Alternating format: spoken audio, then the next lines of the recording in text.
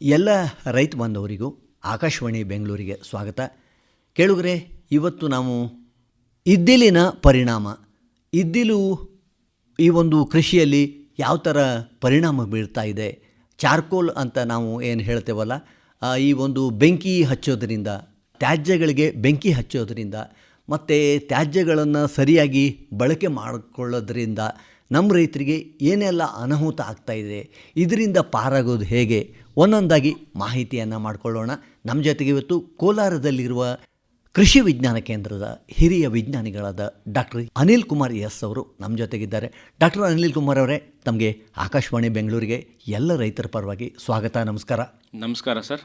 ಹೇಳಿ ಸರ್, ಈ ಒಂದು ಚಾರ್ಕೋಲ್ ಪರಿಣಾಮದ ಬಗ್ಗೆ, ಇದ್ದಿಲಿನ ಪರಿಣಾಮ ನಮ್ಮ ರೈತರ ಹೊಲದಲ್ಲಿ, ನಮ್ಮ ರೈತರ ಬೆಳೆಗಳಿಗೆ ಯಾವ್ಯಾವ ಥರ ಅನಾಹುತ ಮಾಡ್ತಾ ಇದೆ ಮತ್ತು ಇದರಿಂದ ಪಾರಾಗೋದು ಹೇಗೆ, ಒಂದೊಂದಾಗಿ ಹೇಳಿ ಸರ್. ಈಗ ಚಾರ್ಕೋಲ್ ಅಂತೂ ಮತ್ತು ಬಯೋಚಾರ್.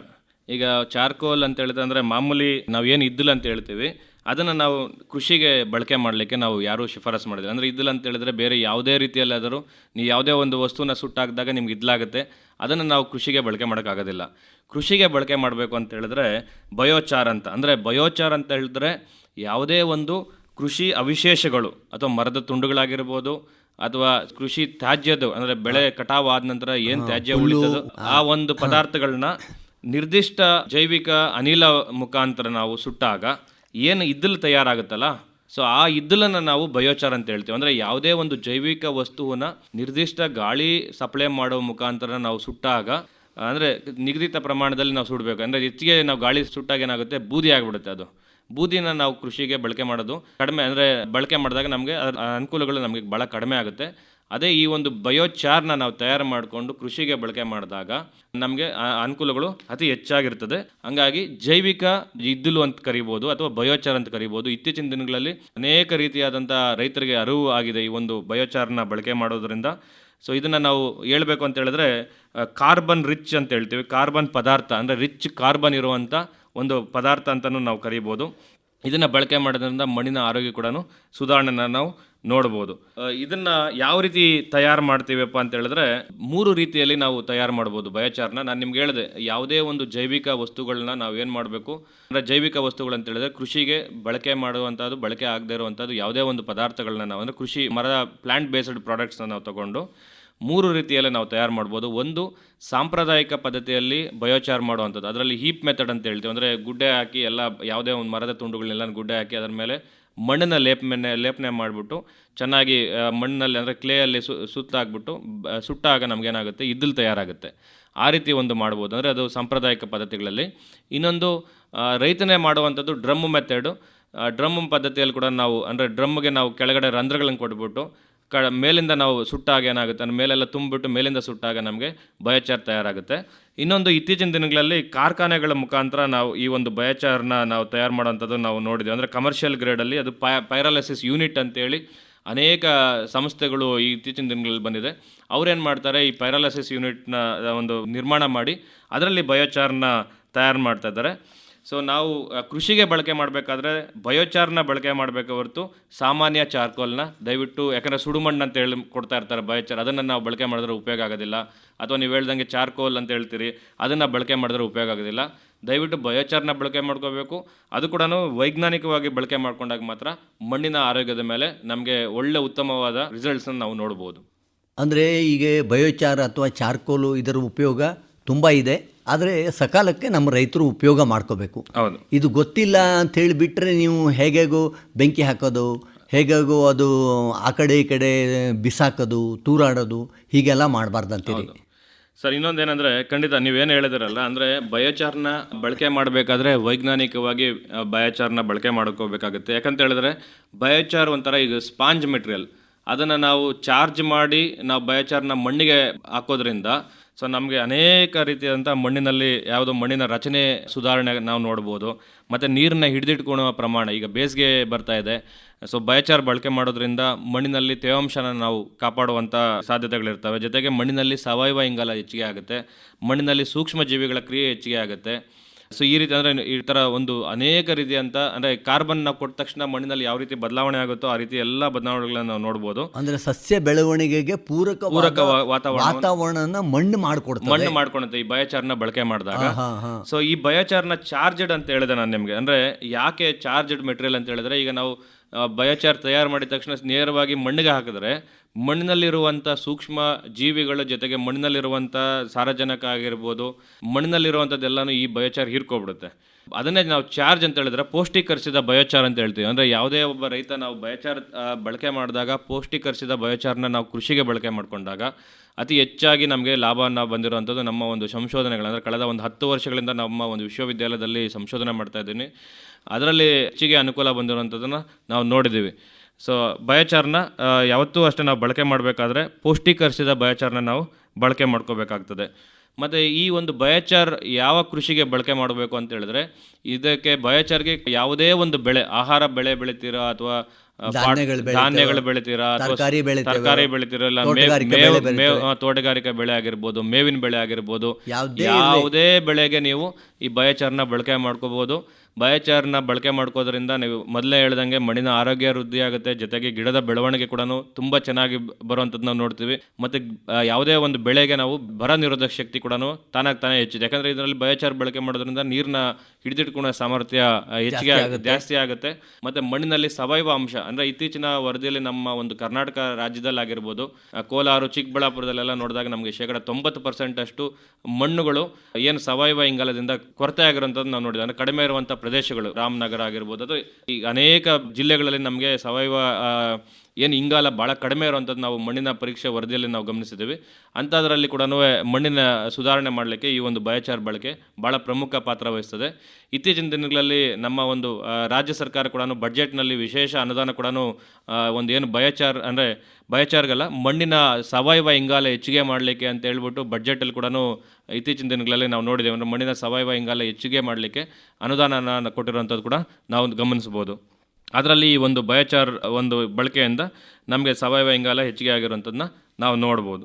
ಅದೇ ಡಾಕ್ಟರ್ ಅನಿಲ್ ಕುಮಾರ್ ಅವರೇ, ಈಗ ಈ ಒಂದು ಬಯೋಚಾರ್ನ ಸದ್ಬಳಕೆಯಿಂದ ನಮ್ಮ ರೈತರು ಈಗ ರಾಸಾಯನಿಕ ಗೊಬ್ಬರಗಳ ಮತ್ತು ಈಗ ಕೀಟನಾಶಕಗಳ ಬಳಕೆ ಕೂಡ ಕಡಿಮೆ ಆಗ್ಬೋದಲ್ಲ ಸರ್? ಖಂಡಿತವಾಗಿ. ಅಂದರೆ ಈಗ ಬಯೋಚಾರ್ನ ಏನಂತ ಹೇಳ್ತೀವಿ ಅಂತ ಹೇಳಿದ್ರೆ, ಈ ಬಯೋಚಾರ್ನ ಈ ಯಾವ್ಯಾವ ರೀತಿ ಅಂದರೆ ನಾನು ಹೇಳಿದೆ ನಿಮಗೆ ಪುಷ್ಟೀಕರಿಸಿದ ಬಯೋಚಾರ್ ಅಂತ ಹೇಳಿದ್ವಿ. ಪುಷ್ಟೀಕರಿಸಿದ ಬಯೋಚಾರ್ ಅಂತ ಹೇಳಿದಾಗ ಈ ಬಯೋಚಾರ್ ಮೆಟೀರಿಯಲ್ ನಮಗೆ ಏನು ರಸಸಾರ ಒಂದು 10-9 ಹೆಚ್ಚಿಗೆ ಇರ್ತದೆ. ಅದನ್ನು ನಾವು ಪುಷ್ಟೀಕರಿಸಬೇಕಾದ್ರೆ 2 ರೀತಿಯಲ್ಲಿ ಪುಷ್ಟೀಕರಿಸ್ಬೋದು. ಒಂದು ರಾಸಾಯನಿಕ ಪದಾರ್ಥಗಳಲ್ಲಿ ಪುಷ್ಟೀಕರಿಸ್ಬೋದು. ರಾಸಾಯನಿಕ ಪದಾರ್ಥಗಳಂತ ಹೇಳಿದಾಗ ನಾವು ನೀರಿನಲ್ಲಿ ಕರಗುವಂಥ ಗೊಬ್ಬರಗಳ ಜೊತೆ ಅದನ್ನು ನೆನೆಸ್ಬಿಟ್ಟು ನಾವು ಬಳಕೆ ಮಾಡ್ಬೋದು. ಇಲ್ಲ ಅಂತ ಹೇಳಿದ್ರೆ ಸಾವಯವ ರೀತಿಯಲ್ಲಿ, ಅಂದರೆ ರೈತನೇ ತನ್ನ ಹೊಲದಲ್ಲೇ ನಾವು ಯಾವ ರೀತಿ ಸಂಸ್ಕರಣೆ ಮಾಡ್ಕೋಬೋದು ಅಂತ ಹೇಳಿದ್ರೆ, ಸಗಣಿ ಮತ್ತು ಸಗಣಿ ನೀರು ಅಥವಾ ರೈತನಲ್ಲಿ ಹೊಲದಲ್ಲಿ ಸಿಗುವಂಥ ಕೊಟ್ಟಿಗೆ ಗೊಬ್ಬರ ಆಗಿರ್ಬೋದು ಅಥವಾ ಎರೆಹುಳ ಗೊಬ್ಬರ ಆಗಿರ್ಬೋದು ಅಥವಾ ಕಾಂಪೋಸ್ಟ್, ಯಾವುದೇ ಒಂದು ಕಾಂಪೋಸ್ಟ್ ಆಗಿರ್ಬೋದು. ಸೊ ನಮ್ಮ ವಿಶ್ವವಿದ್ಯಾಲಯದಲ್ಲೇ ಒಂದು ತಾಂತ್ರಿಕತೆ ಇದೆ. ಸೊ ಆ ತಾಂತ್ರಿಕತೆಯಲ್ಲಿ ನಾವು ಅದನ್ನು ಆ ಬಯೋಚಾರ್ ಜೊತೆ ಮಿಶ್ರಣ ಮಾಡಿ ಒಂದು 30 ದಿವಸದಿಂದ 40 ದಿವಸದ ನಾವು ಒಂದು ನೆರಳಲ್ಲಿ 2 ಚೆನ್ನಾಗಿ ಮಿಶ್ರಣ ಮಾಡಿ ನೆರಳಿನಲ್ಲಿ ಒಣಗಿಸ್ಬಿಟ್ಟು ಅದನ್ನು ಪ್ಯಾಕ್ ಮಾಡಿ ನಾವು ಏನು ಕೃಷಿಗೆ ಬಳಕೆ ಮಾಡಿದಾಗ ನಮಗೆ ಅದರಿಂದ ಭಾಳ ರೀತಿಯಾದಂಥ ಅನುಕೂಲ ಇರ್ತದೆ. ರೈತರು ನಾವು ಇಷ್ಟೇ ಗಮನಿಸಬೇಕಾಗಿರುವಂಥದ್ದು, ತಾವೇ ಪುಷ್ಟೀಕರಿಸ್ಕೋಬೇಕು ಅಂತ ಹೇಳಿದ್ರೆ ಸಗಣಿ ನೀರು ಅಥವಾ ಸಗಣಿ ಗೋವಿನ ಗಂಜಲ ಆಗಿರ್ಬೋದು ಅಥವಾ ಒಂದು ಕಾಂಪೋಸ್ಟ್ ಮುಖಾಂತರ, ಅಂದರೆ ಸಾವಯವ ಯಾವುದೇ ಒಂದು ಗೊಬ್ಬರಗಳನ್ನ ನಾವು ಬಳಕೆ ಮಾಡಿಕೊಂಡು ನೀವು ಬಯೋಚಾರ್ನ ಮಣ್ಣಿಗೆ ಬಳಕೆ ಮಾಡ್ಕೋಬೋದು. ಮತ್ತು ಈ ಬಯೋಚಾರ್ ಬಳಕೆಯಿಂದ ನಾನು ನಿಮ್ಗೆ ಮೊದಲೇ ಹೇಳಿದೆ ನೀರಿನ ಸಂರಕ್ಷಣೆ ಆಗುತ್ತೆ ಅಂತ ಹೇಳ್ಬಿಟ್ಟು. ಯಾಕೆ ನೀರಿನ ಸಂರಕ್ಷಣೆ ಆಗುತ್ತೆ ಅಂತ ಹೇಳಿದ್ರೆ, ಬಯೋಚಾರ್ನಲ್ಲಿ ಏನಪ್ಪ ಅಂತ ಹೇಳಿದ್ರೆ, ಆ ಬಯೋಚಾರ್ ನಾವು ಮಣ್ಣಿಗೆ ಬಳಕೆ ಮಾಡಿಕೊಂಡಾಗ ಬಯೋಚಾರ್ಗೆ ಸ್ವಾಭಾವಿಕವಾಗಿ ನೀರನ್ನ ಹಿಡಿದಿಟ್ಕೊಳ್ಳುವ ಸಾಮರ್ಥ್ಯ ಇರ್ತದೆ.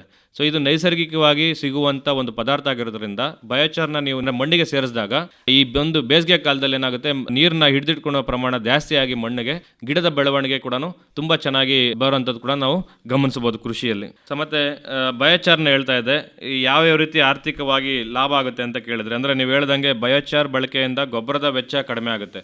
ಯಾಕೆ ಗೊಬ್ಬರದ ವೆಚ್ಚ ಕಡಿಮೆ ಆಗುತ್ತೆ ಅಂತ ಹೇಳಿದ್ರೆ, ಈಗ ನಾವು ರಾಸಾಯನಿಕ ಗೊಬ್ಬರಗಳನ್ನ ನಾವು ಏನಾದರೂ ಬಳಕೆ ಮಾಡಿದಾಗ ವೋಲಟೈಸೇಷನ್ ಲಾಸ್ ಅಂತ ಹೇಳ್ತೀವಿ ಅಥವಾ ಲೀಚಿಂಗ್ ಲಾಸ್, ಅಂದರೆ ನಾವು ಯಾವುದೇ ಒಂದು ರಾಸಾಯನಿಕ ಗೊಬ್ಬರ ಕೊಟ್ಟಾಗ ಏನಾಗುತ್ತೆ ಅಂತ ಹೇಳಿದ್ರೆ ಹಾವಿಯಾಗಿ ಪೋಲಾಗುವಂಥದ್ದು ನಾವು ನೋಡಿರ್ತೀವಿ. ಇಲ್ಲಾಂದರೆ ನೀರಿನಲ್ಲಿ ಕರಗ್ಬಿಟ್ಟು ಬೇರೆ ಭೂಮಿಗೆ, ಅಂದರೆ ಆ ಒಂದು ನಿರ್ದಿಷ್ಟ ಬೆಳೆಗೆ ಸಿಗದಂಗೆ ಬೇರೆ ಬೆಳೆಗೆ ಹೋಗುವಂಥದ್ದು ನಾವು ನೋಡಿರ್ತೀವಿ.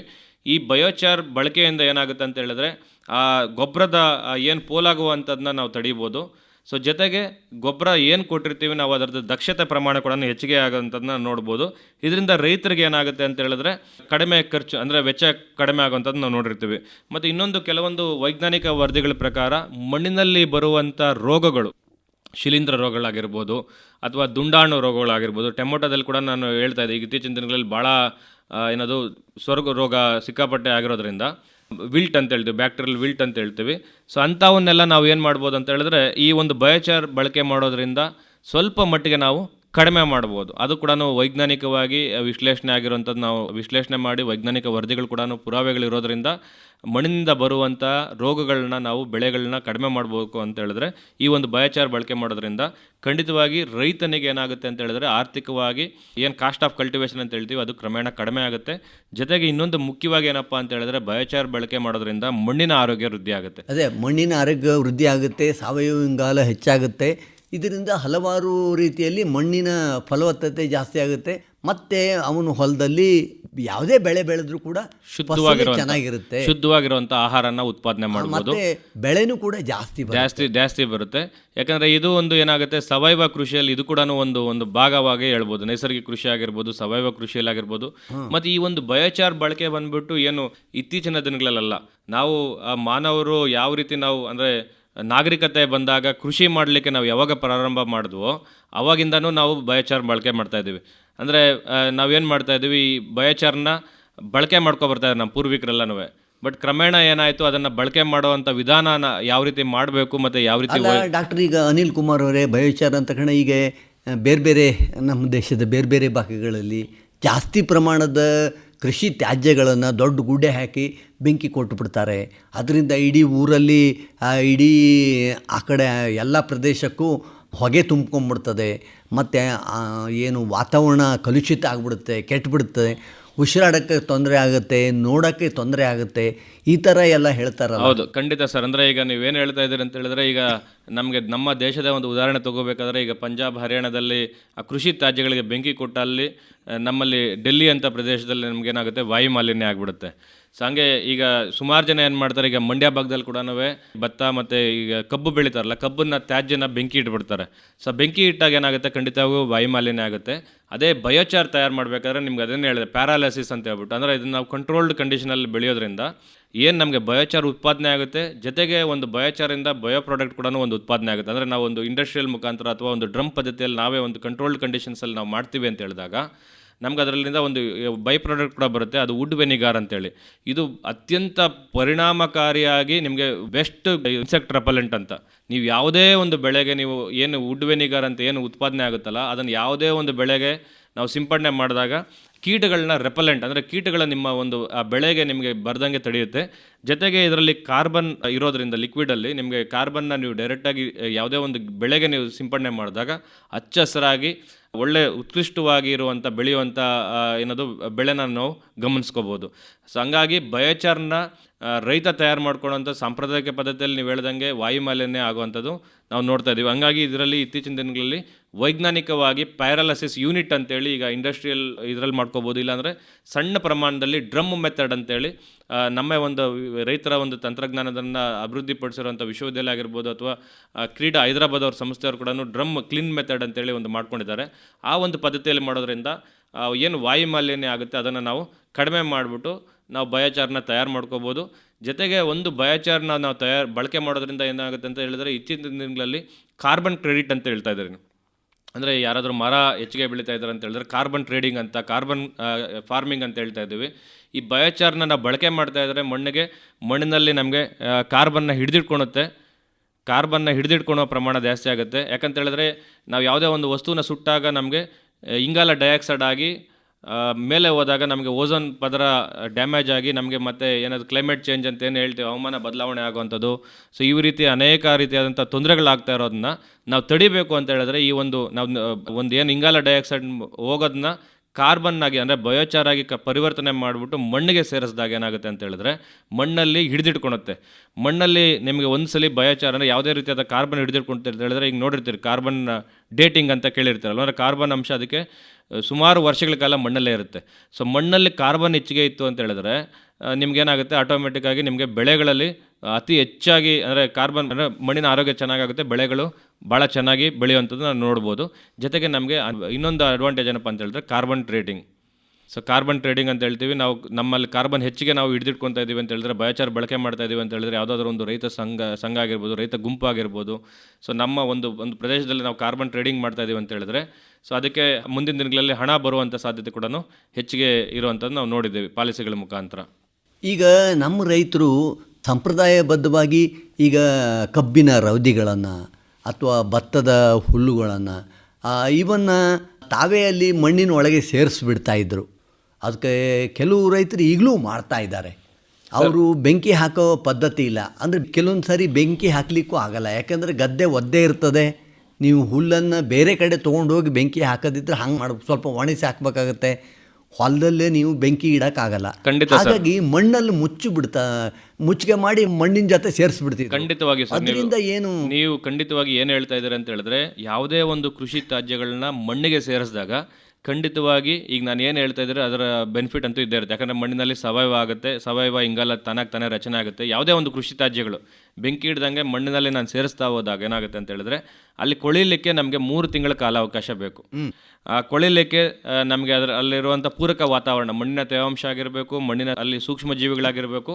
3 ತಿಂಗಳ ಕಾಲಾವಕಾಶ ಅಂತೂ ಬೇಕೇ ಬೇಕು. ನಾವು ಯಾವುದೇ ಒಂದು ಕೃಷಿ ತ್ಯಾಜ್ಯನ ಮಣ್ಣಿಗೆ ಸೇರಿಸಿದಾಗ ಕನಿಷ್ಠ ಅಂದರೆ ಕೂಡ ನಮ್ಗೆ 2 ರಿಂದ 3 ತಿಂಗಳು ನಮಗೆ ಅದರದ್ದೇನು ಬೆನಿಫಿಟ್ ಅಂದರೆ ಅದರದ ಒಂದು ನಮ್ಗೆ ರಿಸಲ್ಟ್, ಈಗ ಅದನ್ನ ಕೊಳೆತುಬಿಟ್ಟು ಅದರಲ್ಲಿರುವಂಥ ಪೋಷಕಾಂಶಗಳಾಗಿರ್ಬೋದು, ಅದರಲ್ಲಿರುವಂಥ ಸಾವಯವ ಅಂಶ ಮಣ್ಣಿಗೆ ಸೇರಿಸಬೇಕು ಅಂತ ಹೇಳಿದ್ರೆ ನಮ್ಗೆ ಕನಿಷ್ಠ 2 ರಿಂದ 3 ತಿಂಗಳು ಬೇಕಾಗ್ತದೆ. ಅದನ್ನೇ ಈ ರೀತಿ ಒಂದು ಬಯೋಚಾರ್ ಅಂದರೆ ನಾವು ಬಯೋಚಾರ್ ತಯಾರು ಮಾಡಿಕೊಂಡಾಗ ನಮಗೆ ಕೃಷಿ ತ್ಯಾಜ್ಯಗಳನ್ನ ಬಯೋಚಾರ್ ತಯಾರು ಮಾಡಲಿಕ್ಕೆ ನಮಗೆ ಕೇವಲ ಕೆಲವೊಂದು ಗಂಟೆಗಳು ಅಂದರೆ ಒಂದು ದಿನದ ಅವಧಿಯಲ್ಲಿ ನಮಗೆ ಮಣ್ಣಿಗೆ ನಾವು ನೇರವಾಗಿ ಆ ಒಂದು ಕಾರ್ಬನ್ ಅಂಶನ ಡೈರೆಕ್ಟಾಗಿ ಕೊಡ್ಬೋದು. ಸೊ ಮತ್ತು ಬಯೋಚಾರಲ್ಲಿ ನಮಗೆ ಇದು ರಿಚ್ ಕಾರ್ಬನ್ ಮೆಟೀರಿಯಲ್ ಅಂತ ಹೇಳಿದೆ. ಬಯೋಚಾರಲ್ಲಿ ನಮ್ಮ ಕನಿಷ್ಠ ಪಕ್ಷ ಏನಿಲ್ಲ ಅಂತ ಹೇಳಿದ್ರೆ ನಾವು 30 ರಿಂದ 40%, ಕೆಲವೊಂದು ಸಲ 70% ಅಷ್ಟು ಕಾರ್ಬನ್ ಇರುವಂಥದ್ದು ನಾವು ನೋಡ್ತೀವಿ. ನಾವು ಬಯೋಚಾರ್ ಕಾಂಪೋಸ್ಟಲ್ಲಿ ನಮಗೆ 71% ಕಾರ್ಬನ್ ಇರುತ್ತೆ.